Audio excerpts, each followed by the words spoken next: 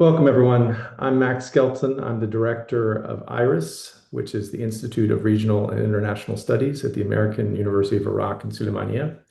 Today, we have an online conversation with three distinguished guests entitled Regional War, Economic Strain, Local and State Responses Across the Middle East. As all of you know, the escalation of conflict following US and Israeli strikes on Iran has generated significant economic strain across the region. This discussion examines both present impacts and longer-term trajectories, beginning with a bottom-up perspective on how citizens, communities, and businesses across the region are navigating rising prices and disrupted livelihoods. But then we also, at the same time, are looking at how government responses aimed at stabilizing markets and securing alternative trade routes are shaping this picture. We have three distinguished speakers today, and we're very happy to welcome with us Noam Raydan, who's a William Sudhaus Senior Fellow at the Washington Institute for Near East Policy in Washington, D.C., Dr. Abdulaziz Saqr, Chairman of the Gulf Research Center, and Dr. Joseph Bahout, Director at the Assam Ferris Institute for Public Policy and International Affairs. We'll start with Noam. So Noam, you've described Iran as effectively becoming the principal traffic controller in the Strait of Hormuz. And so even if diplomatic breakthrough is reached, has Iran already secured long-term maritime leverage that will be hard to roll back? And how do you think broadly about where this is going? Thank you very much again for having me. This is a very important question. Actually, the main question right now amid what's happening in the Strait of Hormuz. Everything that I will be sharing will be based on several years of tracking and studying how Iran and non-state actors such as the Houthis have used the maritime domain as a theater of operations in conflicts in order to achieve their objectives. And it's also based on daily tracking of transit in the region. In March, mid-March, I wrote a piece in which I clearly said that Iran, unfortunately, has become the main controller of transit in the region. And just last week, I reiterated this argument, and I do not expect Iran to let go of this leverage anytime soon. Even if the war ends, it will take some time to return traffic in the region to some sense of normality. What we saw Iran doing back in March was very important, because by only taking control of transit, Iran managed also to dominate the energy scene. The ripple effects of what they did by preventing oil tankers specifically, and these include LPG, liquefied petroleum gas, as well as liquefied natural gas, LNG. By preventing those from transiting the region, they managed to put a lot of pressure on regional and global energy systems. These include upstream, midstream, and downstream. It was very clear from the beginning what Iran was doing, and this is why in my first piece I said the solution to avoid more severe repercussions was to de-escalate. Unfortunately, now we are here. We have the International Energy Agency continuing to say that the most important variable to ease the pressure on the global economy, on demand, on prices, remains the resumption of oil flows through the Strait of Hormuz. We have the loss of exports as oil, I'm talking oil, crude oil, and oil products, has stopped 30 million barrels per day. And this is where we are, and this is why I continue to say from the beginning that the only solution for this is to de-escalate. Otherwise, the implications will continue to grow. Iran, for those who don't know, has been using the maritime domain as a theater of operations, as I said in the beginning, for several years. I was not surprised very much by Iran taking control of transit, but I wasn't expecting it. I expected Iran to harass, attack ships, because this is what they were doing for several years in the past, and also based on our experience in the Red Sea with the Houthis, a non-state actor supported by Iran, specifically via weapons and, of course, via training. So this is what happened. I thought that Iran would actually just go after ships, attacking them, harassing them. But by taking control of transit, it was very clear that Iran saw that most likely as a war for survival, and they used their strongest weapon, their strongest card, and I really do not expect them right now to let go of it. Looking at tankers, which I track closely every single day, on a normal day, you would see around even more than 50 tankers transiting the region. Over the past few days, we've seen 4, 5, 2. And let me be very clear. Most of these are Iranian tankers or Iran-linked shadow fleet, meaning they are not owned specifically by Iran, but they trade Iranian oil. In addition to that, Iran has been deciding who can actually leave and who can actually enter if the tanker is non-Iranian. They've given some passage for recently last week a Japanese VLCC, very large crude carrier. They've also allowed a Pakistani tanker. But again, Indian tankers, for instance, despite the fact that India did reach out to Iran to allow the tankers carrying specifically liquefied petroleum gas for India, because India relies heavily on LPG imports for cooking and heating. Even these right now are not moving. So it's up to Iran right now to decide who can leave and who can enter. And this is, of course, not sustainable. And we also saw them yesterday attacking an empty crude oil tanker owned by ADNOC in the United Arab Emirates. And the UAE clearly called it a terrorist attack, and that Iran does not have the right to continue preventing others safe passage through the region. To Iraq, same thing with Iraq. Iraq reached out also to Iran to allow safe passage for its tankers. But I can tell you, like, I did see like one tanker that entered around April 12, 13, Malta flagged. She loaded, but right now she's stuck. She cannot leave. We did see at least one tanker that loaded in Basra and leaving in recent days, but I don't want to confirm that because I have my suspicion about this tanker. She might actually really be carrying Iraqi oil, but let's remember that some tankers have been pretending, for several years to load in Iraq, but they're actually carrying Iranian oil. This tanker could actually have loaded in Iraq, but I do not like to confirm it right now. I'm still doing my own investigation.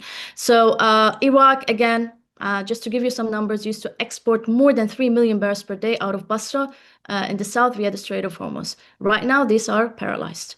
And Iraq is relying on trucking, and they're sending some oil, specifically fuel oil, to export it via Syria. And we did see at least 2, but one of them is almost on its way to its destination in Spain, transporting the cargo out of the Mediterranean. Is this a solution? Is it sustainable? Absolutely not. So no matter what, the transit via the Strait of Hormuz need to resume. How will this happen? Iran will ensure that it plays a central role. And unfortunately, this is where we are. And this is why I continued since the beginning to argue that the only solution is to de-escalate as soon as possible, because Iran managed to even take advantage of the crisis. And this is where we are, and I'm happy to answer any further questions. Thanks, Noam. One quick point is that we do have translation to Arabic available if you click at the globe at the bottom of your screen. One quick follow-up, Noam, would be, it seems like in some of your writing, I mean, you're mostly focusing on the movement of these tankers, but is there a sense? Do you have a sense of how the kind of ad hoc diplomatic arrangements that are underway to sort of gain passage for this or that group of tankers, how that's unfolding? Do you see that over the next month or two, if the situation kind of maintains at this sort of stalemate, that these diplomatic channels will shift a little bit, or there'll be openings, or is it just going to be really murky and hard to kind of unpack? This is another very good question.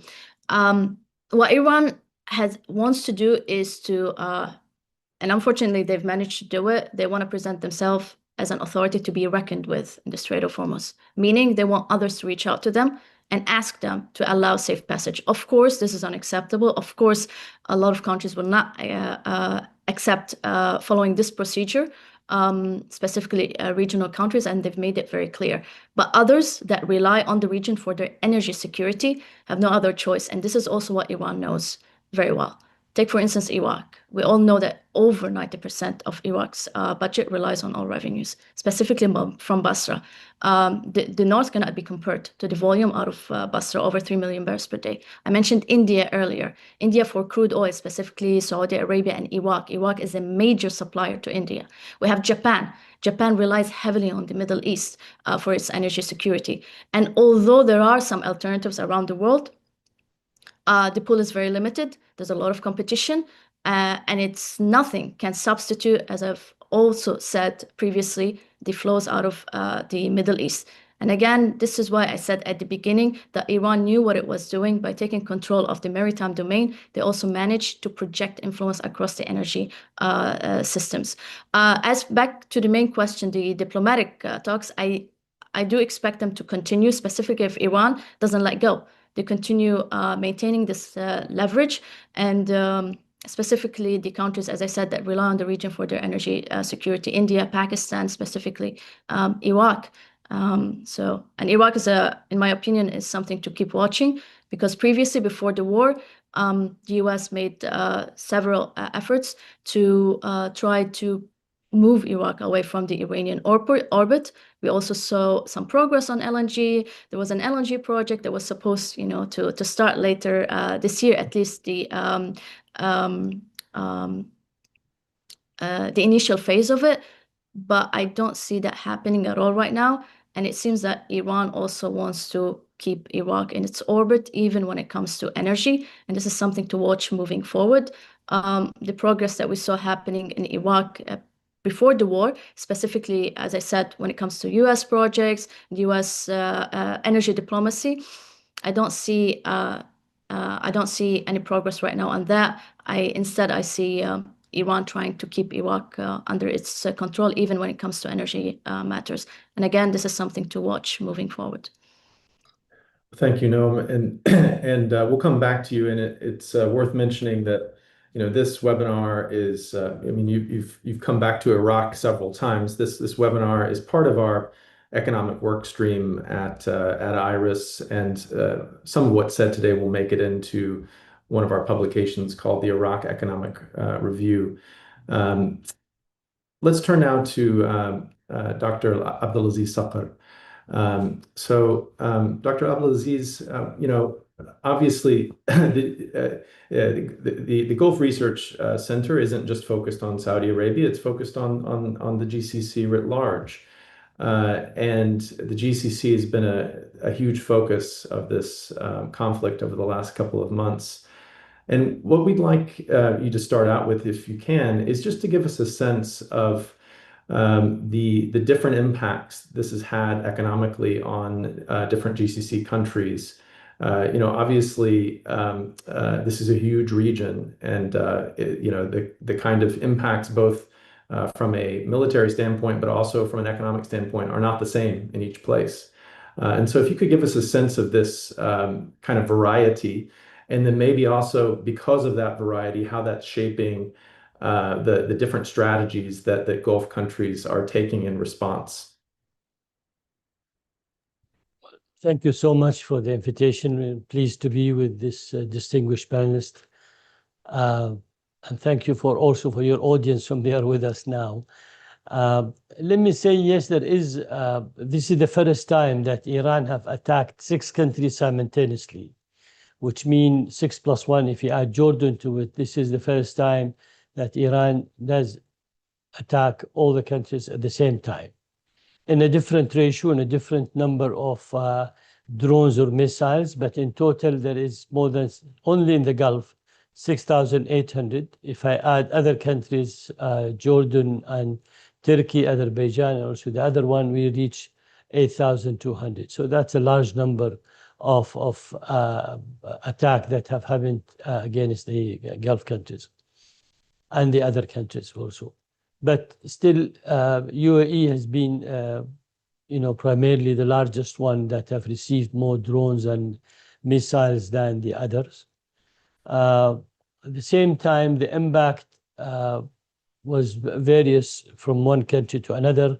Country like Iraq and Kuwait, Bahrain, Qatar, whom they don't have any other access except the Strait of Hormuz, they has been much more affected by that one. In the beginning of the war, there was more than 1,300 vessels has been held in the Gulf water that they were not able to move. Gradually, that number came down to close to 400 or a little bit more. But remember, annually, between 30 to 50,000 between tanker and gas carrier, they go through the Strait of Hormuz. And the number of vessels, a lot of those countries, including the Iranian harbor, they still need the Strait of Hormuz for the supply of whatever import they do. Luckily, because Saudi Arabia has different access to the Red Sea, so they were able quickly to bring up the logistical issue to a country like Kuwait that almost daily there was more than 1,200 trucks going on to Qatar, to UAE, and to the other. And they were able to still continue fulfill the obligation using the East-West pipeline, close to 7 million barrels a day. 5 million was for the export to other countries to fulfill different obligation. But I think cost of insurance, cost of goods imported, cost of all the raw material that we are getting, and also the impact for all the commitment we had with other countries. I mean, India, for instance, they still buy their fertilizer from Saudi Arabia. They still buy their diesel from Kuwait, Pakistan, for instance. So it has a negative impact. I had the ambassador from New Zealand today at the office in Riyadh, and he said even as a country like New Zealand, because we buy the refined product through Singapore, which is the oil coming out of the Strait of Hormuz, and we buy also the chemical fertilizer from you, still that had an impact on our agriculture and in our crops. So the impact is not really limited, and I think we have not yet seen the total impact, whether the insurance cost that went to 1%, the cost of the vessels, or the high prices of the oil and the shortage of the refined product. Europe today is suffering from the shortage of the jet fuel that will have an impact also on the number of flights. We have seen all this sort of cancellation, plus the cost on the critical facility, on the energy that has been attacked. There are some talks that it's quite significant. When you look at Qatar, they lost an income of close to $20 billion a year. To reconstruct what has been destroyed will be around another 25 billion. So for 5 years, we're going to estimate more than $100 billion alone losses for a country like Qatar. Saudi, the pipeline has been attacked, but also other facilities that have been attacked. Despite of the outstanding response from the air defense capability in the region that almost did respond to close to 95% of the various attacks. But the big question was why the Gulf country did not join the forces. I think there are obvious reasons. One, for the US, it was important for them to join the Gulf countries because that will legitimize their act, since they do not have any Security Council resolution to start such a war. But if the region participates in that, that will legitimize their act and what they're doing. At the same time, the Gulf countries, maybe they saw that there is enough capability with the 3 aircraft carrier and also with the more than 800 jet fighters exist between the US and the Israeli. At the same time, we wanted to be on the defensive position rather than on the offensive position. I mean, we have 3 choices, either to be on the defensive, offensive, or on the offensive. And I think the choice until now is to be on the defensive position, which means we respond to the attack that we receive, but we don't go out tracing the source of the fire and respond to that one. But still, it has been quite a lot, and the region, they were quite prepared, but also there was some support by other friendly country that they were able to provide us with some of the urgent need. The thing that we were not prepared for is the mass drone. And Iran did manufacture something like 50,000 drones, according to some statistic. So that's it. Is the threat still there or no? I think despite of the current ceasefire, the threat remains there because the Iranians are using the underwater capability. They're using the drone. They're using the also short-range missile up to 300 kilo, and you only need 160 kilo to attack any facility in the Gulf. And then also at the same time, you know, so that threat remains, and it is there, despite of whatever has been destroyed by the US and Israeli forces when it comes to the nuclear or to the long-range missile capability or the supply chain that they have done and so. I think the benefit I can see today as a result of the extraordinary meeting that took place last week in Jeddah, that the Gulf countries realize that threat that we used to be threatened by from Iran, the Strait of Hormuz, since we never realized how tough it will be if it is closed.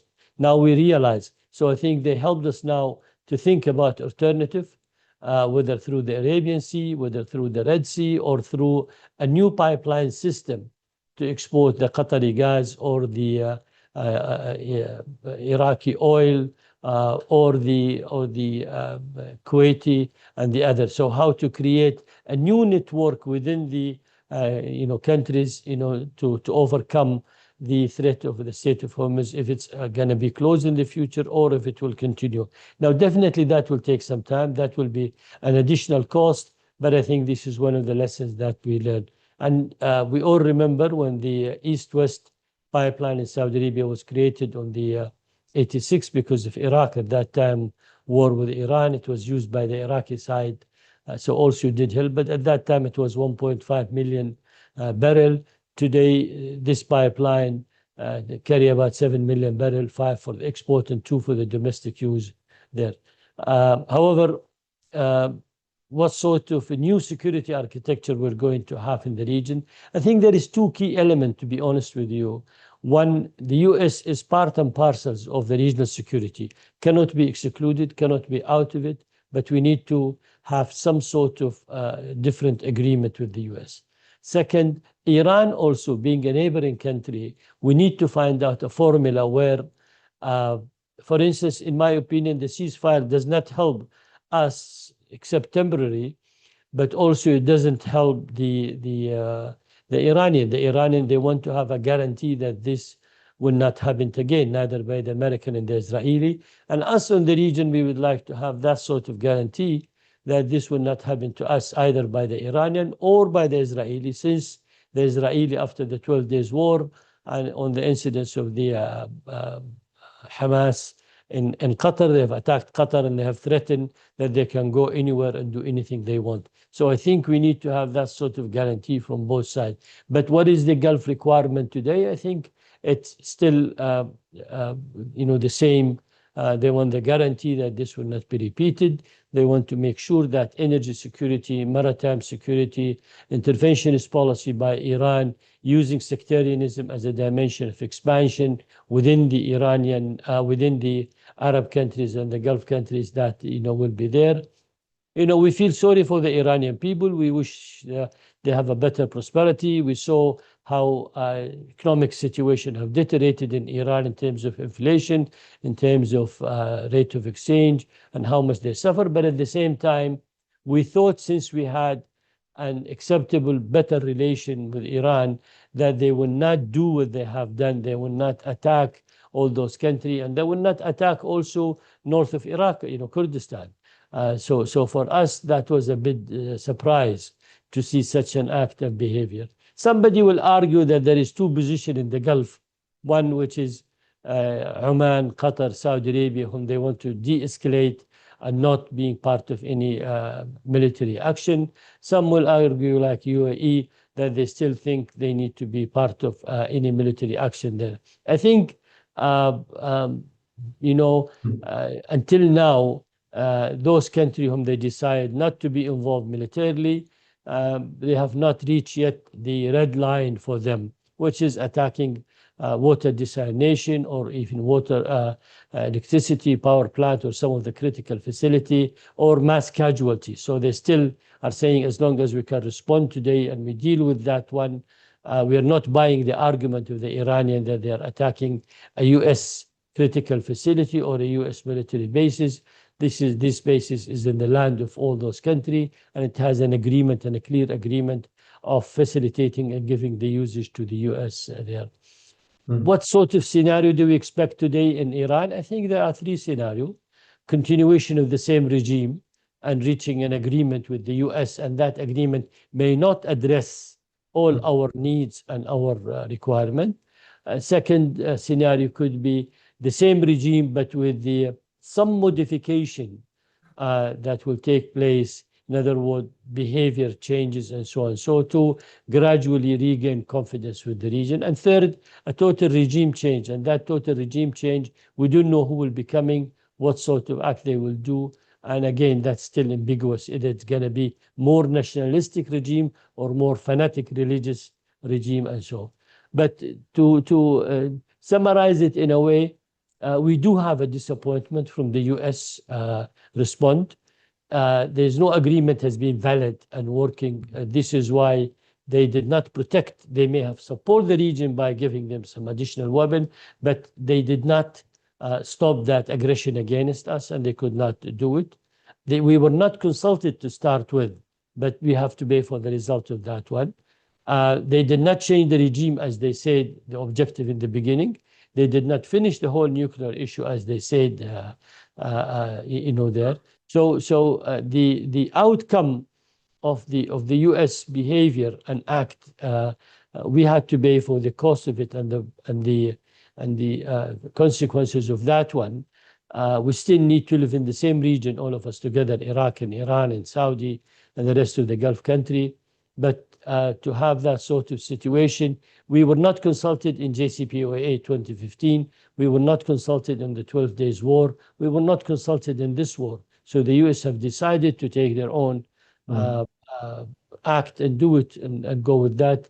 As a result, we are paying for all this one. So are we going to have a new security architecture in the region where U.S. and Iran is involved in it?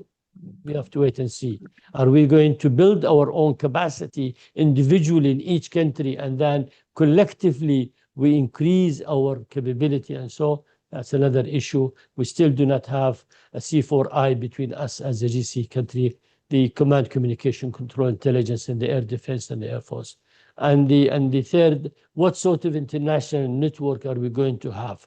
Are we going to invest more with the Japanese and the British, Italian new jet fighter? Are we going to look at the Korean one, or is it the Turkish one? Or are we going to wait 10 years until we get the export version of the F-35?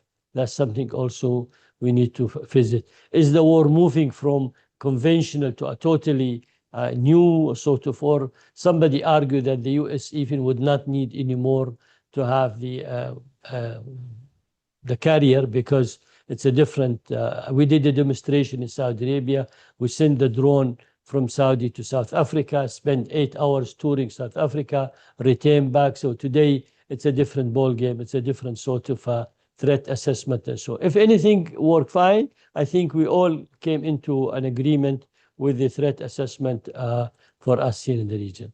Sorry if I took more time than what I should.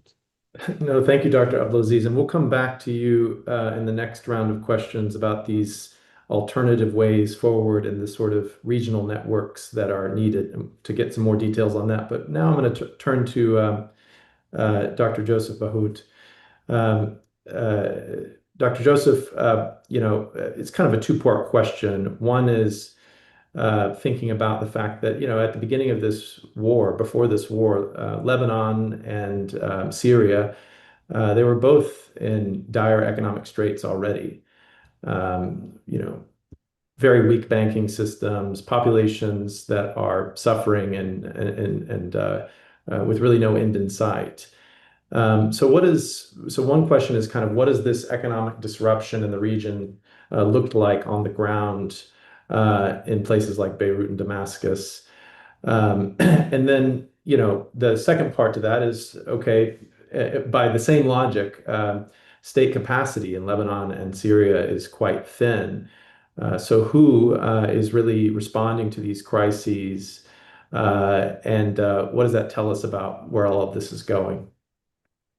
Okay, thank you very much, Mark, and thank you for Iris for putting up this panel and for having me. Look, I understand very well that I'm probably here to cover, let's say, the Levantine end of the Middle East, of what's happening in the entire region. And however, it would be a little bit, at least for some part, misleading to conflate Syria and Lebanon in that. And let me point out to the some similarities and the many differences between the two. Of course, I mean, you mentioned it already, the dire economic situation, but this is something we'll get back to. Probably the main and very interesting and almost sometimes unnoticed, let's say, feature between Lebanon and Syria today is that in both countries, you had a sort of quote unquote regime change after the 2024 episode of the war. If we accept that we are today in the second or third episode of the war that has started with October 7, if you remember, the Assad regime fell directly after the ceasefire in Lebanon in 2024. And after the ceasefire in Lebanon in 2024, we had a presidential election, a new government, a new power structure, and a new, at least relative, balance of power in Lebanon. So this is probably the fascinating common feature between both countries. I mean, they were heavily impacted by the war, both of them. Now, having said that, there are starking differences also. First of all, Lebanon is part of the war today, while Syria is not. I mean, Lebanon is the second theater of that war. And also the big difference with probably the Gulf, and Dr. Abdelaziz just was very eloquent in describing what's happening in the Gulf. Lebanon is, I would say, part of the war on the Iranian side. I mean, it's a sort of proxy of the Iranian war today. The war in Lebanon is a war waged by Hezbollah against Israel, or by Israel against Hezbollah. And so it's part of the Iranian axis, I would say, and not part of the other axis, while Syria is on the other side of the geopolitical fence, if I may say so. The third, very important, and here I'll plunge more into the Lebanese situation, if you want. The third difference is that for Lebanon, this is a round two. I mean, this is only a round two. It's not a new war. So for us here in Lebanon, observers and citizens, this war was not exactly a surprise. I mean, we could have expected after the very, let's say, fragile ceasefire of November 2024 that the war would erupt again. And we knew that it was going to happen with or without an Iranian involvement. I mean, the war in Lebanon was bound to continue, even if, let's say, there was nothing on the Iranian front. So these are the differences, if you want. I would add something extremely interesting. Maybe it's outside directly the scope of your question, but it's interesting, tying Lebanon and Syria. Also, in the war on Lebanon, or the Lebanese part of the Iran war, if you want to call it that way, the Syrian factor is ever present, is very looming. It is looming in terms of, I would say, very unhealthy rumors, buzzes, expectations, etc., with this question that is pending in Lebanon: will at some point Ahmad Shara join the war against Hezbollah in a way or another, either by direct involvement because he will be forced to, or because at some point, if a new round of war between Lebanon and Israel erupt and goes further, the Syrian flank of that war will become increasingly activated by Israelis, as we have seen some shades of in certain operations in the Bekaa. So Syria is there, however, it's not completely I would say the mirror, let's say, situation of Lebanon. Now, a few words on the Lebanese situation very quickly to depict this catastrophic situation, as you said, and the government's response. Maybe I'll keep that for the second round.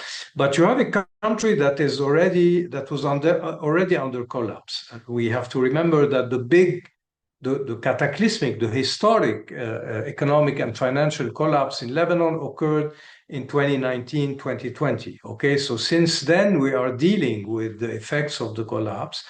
And even before the war of 2024 or October 7, the governmental response to that collapse was not only not enough, but it was completely not there. I mean, there was no answer to that collapse. There was no rescue and recovery plan. The first plan, serious plan, to be put on the table for the recovery and the reform in Lebanon was put very lately, a few months ago, at the eve of the war, and it is now completely frozen because of the war again. So you have a country where almost 80%, I would say, of Lebanese have lost the entirety of their savings, their lifetime savings. So it's a completely collapsed country, a country that has something like maybe $60 billion of public debt. I'm excluding here the debt that Lebanon owes to the Eurobond holders. You have a country that is completely dysfunctional, no electricity. I mean, we have 6 hours a day at best of electricity. Internet is slow. Traffic jam is incredible. Garbage collection is inexistent, etc., etc. On the top of that, you have now the war of 24 and the war of today. We cannot have an accurate estimate of the damages and the costs of that war, but if we believe the figures that are circulating between the assessment of the World Bank and the figures assessed by the government, we will end up between the war of 24 and the war of today with something like 30 to 35 billion dollars of needs for reconstruction, recovery, resheltering, rehousing, etc., etc. Meaning that at the end of that cycle, if things are kept until today, I mean, as they are until today, and they are probably called to worsen, Lebanon will emerge with something like an envelope of $150 billion of needs for reconstruction, recovery, financial repatching, etc., etc. All this is happening, and here again we get to the environment. All this is happening with also enormous needs for refinancing the reconstruction in Syria or financing the reconstruction in Syria, in Gaza, that are by far more than in Lebanon. We're talking about something like $500 billion in both countries. And at the moment, and Dr. Abdelaziz just said it, and probably also Noam also said it, while at that same moment, Arab largesses, Gulf largesses, and money is probably going to be not scarce, I mean, not more scarce than before, but probably inexistent. I don't think that we have to expect, or Lebanon can expect, or even Syria can expect after the catastrophe that is happening in the Gulf, anything that would come from these countries to the rescue of at least Lebanon. And also, at least in Lebanon, unless it does serious political steps in the direction of disarming Hezbollah, probably making a sort of security arrangement, if not a peace deal with Israel, etc., etc. So the conditions will be very dire. The situation is extremely explosive. And I'll end on that note because it will probably take us more to the political aspect of the crisis.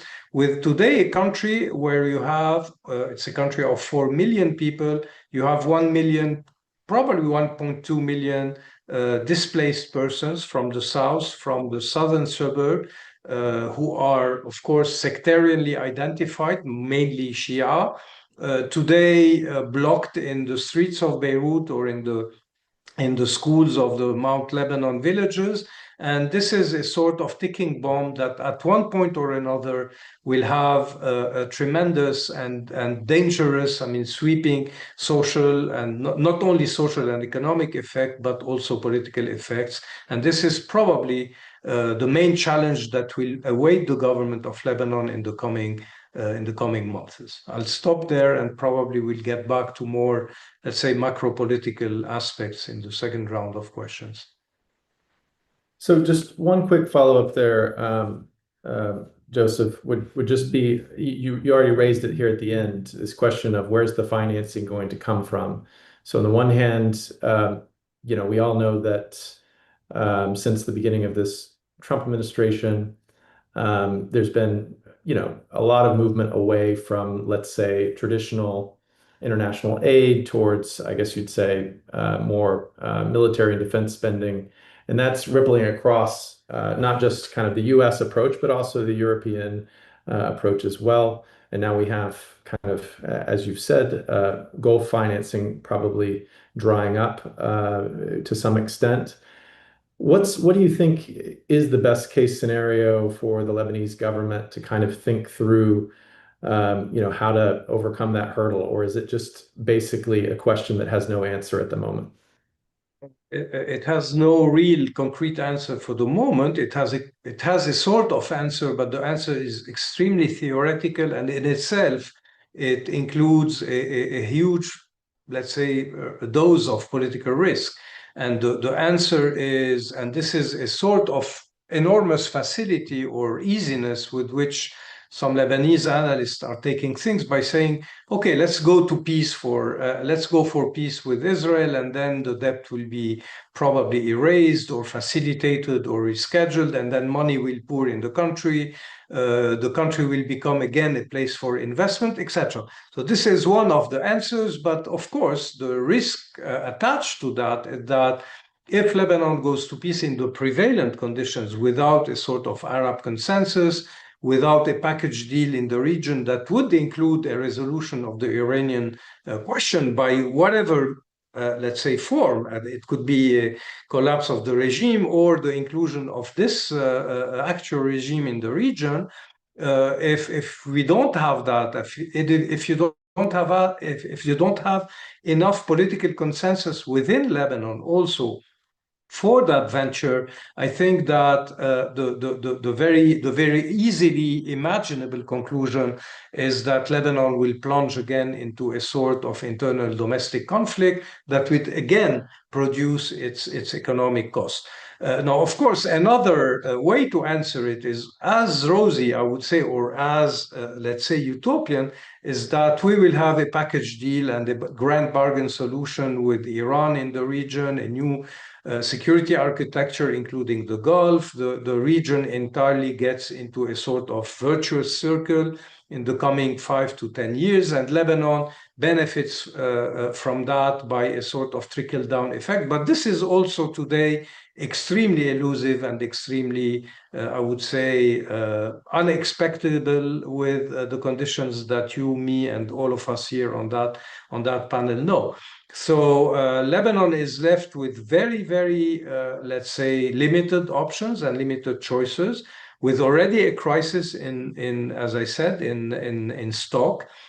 Let me give you one figure only. According to the figures that we know, because it's difficult to have data now in Lebanon, but from the beginning, since the beginning of the recent war until today, the central bank has spent or burned, I would say something like $3 billion. So if this trend goes on, I think that in 3-4 months of now, the central bank will not have any dollar in reserve. The banks are already bankrupt. So it means that the Lebanese government will be unable to pay for the basic needs it has, salaries of civil servants, basic needs, etc., etc. This is the situation in the country, and frankly, we don't see today any way out of that. Thank you, Joseph. Just coming back to our other panelists, and we only have about 15, 20 minutes left For those of you who are online, if you want to send questions over to the Q&A box, and then some of you have already been sending them to me via WhatsApp, and that's fine as well. We do have a couple of questions around, kind of like the alternatives and the way forward. And I want to turn first to Abdulaziz and then over to Noam on this. And so, Dr. Abdulaziz, you mentioned kind of, some of these new infrastructural options, pipelines, alternative routes for energy to move. And one of the difficulties there might be, and you're, of course, already following this, is that these require cooperation across the GCC. And as we've seen in recent days, UAE pulling out of OPEC. How do you manage, how big of a crisis is that? Or is it a crisis? Because some would say, well, the UAE has already been doing its own thing, so it doesn't really matter. How is this being felt in the region, and how does that shape these kind of alternate plans going forward? We do respect, but thank you for all the other good panelists for their enlightenment. In the region, I think sometimes there are some differences, but there is no disagreement. In other words, there are countries will act in certain way and behavior due to their national interest become more priority than a regional interest, which is understandable. On the case of the UAE withdrawal from OPEC, it's not the first country, neither the last is going to be. We had Indonesia, Senegal, Qatar, other countries have withdrawn from that. But then we had the OPEC Plus, and there are some countries have joined on the OPEC Plus. UAE, out of the 35 to 40 million barrel a day from the OPEC, they represent close to 10 to 11%. And that's not going to change, but still at the same time, UAE is still interested to increase their oil capacity production. And that means if you want to invest in additional $1.5 million, you would have to spend close to $250 billion investment on that. Are we going to find, after the supply increase in the market, the oil prices will come down? That's another issue. Are they going to revisit the subject? And it's open. I mean, there are countries like Indonesia, they were in OPEC, they left OPEC, they came back to OPEC, they left OPEC. So, this is a sovereign country. They can decide the way how they feel it's good. But if you look at, yesterday, the OPEC Plus meeting, everybody was there and nobody thought that maybe if the UAE withdraw, other country will follow immediately. No, I think it's going to be the geoeconomic situation will determine who will be and what price will be and how to deal with that. And we all remember it was the US who helped to bring Russia in the OPEC Plus at that time because of the oil prices when it went down to the lowest possible. But anyhow, so that's one side. I don't think we need to worry too much about the intra-Gulf relation. They will sort it out. We had a history, of course, in 2017 with Qatar. 2021, they were back as a full active member in the GCC. So, we overcome that. And I think the reason also build sort of resistant, to a lot of these crises. We had the Iraq-Iran war for 8 years, and, it did cost us a lot at that time. I remember by 1983, Saudi Arabia contributed close to $35 billion at that time. And Kuwait, they were close to 18 billion, also at that time. So, we survived that. Then we had the Iraqi invading of Kuwait, which we did survive. 2003, we did survive. Arab Spring, we did survive it. And now the 12 days war, we did survive it. So I think, we're becoming more resilient, and also we know how to survive. Don't forget, as part of the culture, or the Bedouin culture, they are a survivor. They used to go to a 60 degrees heat in summer with the camel, and then they used to live in a cold winter. So survival is part of the nature of the region here. We do not wish it. We do not like to see it. We do not, wish to see all this sort of destabilizing factor. But I think we will overcome, that situation. But on the alternative, I think that's what I said for 47 years. I mean, I can send you a list of how many times Iranian officials have threatened to close the Strait of Hormuz. And we will do, during the Iraq-Iran war, maximum it was 18 hours disturbed, but they could not at that time. Now they have done it, and the US, they sanction on the sanction. They sanction Iran in their sanction. Yeah. I think it was a smart idea, was used by the US. But at the same time, we do have alternative. We will survive. Cuba, they were under sanction for how many years? And look at, they still survive. So. Thank you, Dr. Abdulaziz. Very helpful intervention. Kind of building off on this, but maybe kind of focusing a bit more on the infrastructural aspects, Noam. We know that during the war, Saudi and the UAE have been using a couple of pipelines to route crude around the Strait of Hormuz. But their combined capacity is limited. As we think about both kind of this near term, but also the long term of building alternative infrastructures, what does that look like, and what are some of the limitations there? Well, you need a good contractor, you need a supply of pipeline, you need to do a lot of excavation work, and so it may take a little time, but it's not going to be the end of the world. Yes, there will be increase of oil prices, there will be increase of refined products, of course, in that one, but it can be done. I mean, when we look at today, the availability of the different and again, countries like China, India, we are surprised about the way how they acted, but it's still at the same time, India is a 14% import from Saudi Arabia, their oil. China, it's almost 20%. Saudi Arabia and the rest of the Gulf country will be close to 40%. Iran, they do still close to 1.5 million, and it goes through Malaysia. And so, but still, in my opinion, there will be the shortage of supply of oil can be overcome by other. You see, and Okay. that's also raises the big question that what we need to do. That's helpful, Dr. Abdulaziz. So Noam, could you maybe answer the same question more or less? Yeah. Recently we've been hearing this question a lot, the alternatives pipelines. I keep stressing maritime security. You cannot avoid it. This is the main issue I keep focusing on in the region, maritime security. Since the Red Sea crisis, I've continued arguing that we cannot avoid the issue of maritime security. We cannot avoid sea lanes. We can definitely build more pipelines, but in the end, we need to figure out the issue of the maritime security. The Houthis, up until now, in the Red Sea, they maintain their threat. They are even still controlling transit. Several ships cannot return back to the Red Sea. The Red Sea is very important still for crude oil out of Saudi Arabia from its Red Sea terminals, and it's also very important for the ambitions of certain countries in the region when it comes to specifically logistics hub, and this includes Saudi Arabia and other.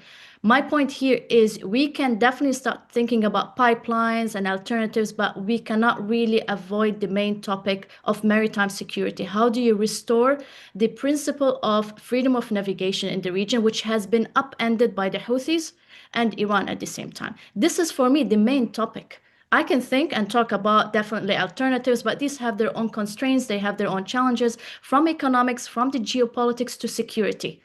And this is why we can think about them. We can come up with more contingency plans, absolutely, but we cannot avoid maritime security. This is where my focus will remain for the next few years, because it is the central theme in the region. You can have, again, contingency plans. You can think how to think about future challenges based on what you've experienced nowadays, specifically in Hormuz and previous in the Red Sea. But we cannot say that maritime security is not an issue, is not the main issue. Pipelines, Iraq. Best example is Iraq. I lived in Iraq. I spoke about pipelines in Iraq. Whenever a crisis happens, we start hearing about, okay, we need to start rethinking about the Basra Aqaba pipeline. For several years, probably since Saddam Hussein's time, up until now, this pipeline is in the discussion, but nothing has been done so far. Of course, due to political, economics, and security issues. Iraq definitely needs to think about alternatives, but again, the main issue is maritime security. Hormuz cannot be avoided. It will continue being needed, not only for oil flows, liquids, for containers, for bulk carriers, and for other movements that rely on sea lanes. And I hope I answered your question. I don't want to take more time. I want to give Joseph also time to comment. Thanks, Noam. Yeah, Joseph. So we have a question that's from in the chat that's I'm going to try and bring down to scale. It says, Dr. Joseph, do you think Lebanon is moving towards a genuine and lasting peace, or merely manage instability shaped by internal divisions and regional pressures? That's too big of a question for me to answer in this webinar. And let's bring it more to the economic aspect. Just to kind of reshape it a little bit would be, is there any scenario in which, in the heels of this conflict, Lebanon moves in a more positive direction?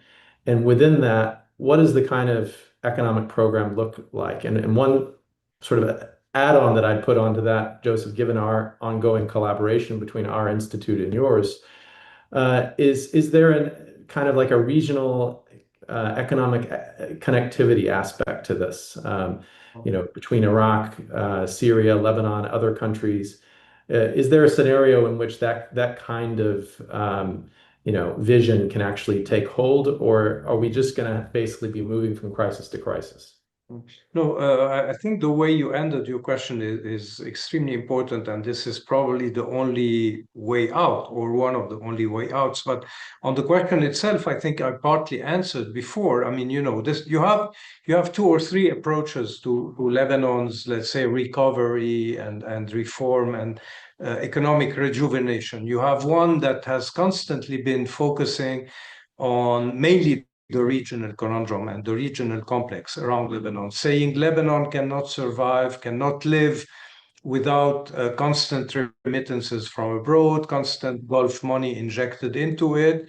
This needs a regional environment that is more or less peaceful, without conflict. It needs Lebanon to be outside the axes, etc. Today, another layer is added by the people who are saying, let's rush for peace and normalization with Israel and join the camp of the countries that are enjoying a supposed, let's say, a dividend of peace in the region, the Abraham Accords, etc., as if there was no war happening and raging with Iran. You have another camp that has always said, okay, this is fine, true, but Lebanon's collapse is largely due to mismanagement, to corruption, to sectarianism, to Lebanese divisions, etc. So we have to get our acts together. We have to put the Lebanese house in order. And then this needs a sort of Lebanese dialogue and a Lebanese vision for what could the Lebanese economy be tomorrow. And I'm very much in favor of that vision by saying the political economy of the region is changing. Lebanon has to redefine its role and place in this region, what it does do economically, what is its niche, how does it do it, with which money, with which governance, meaning not only financial and economic reform, but political and administrative reform.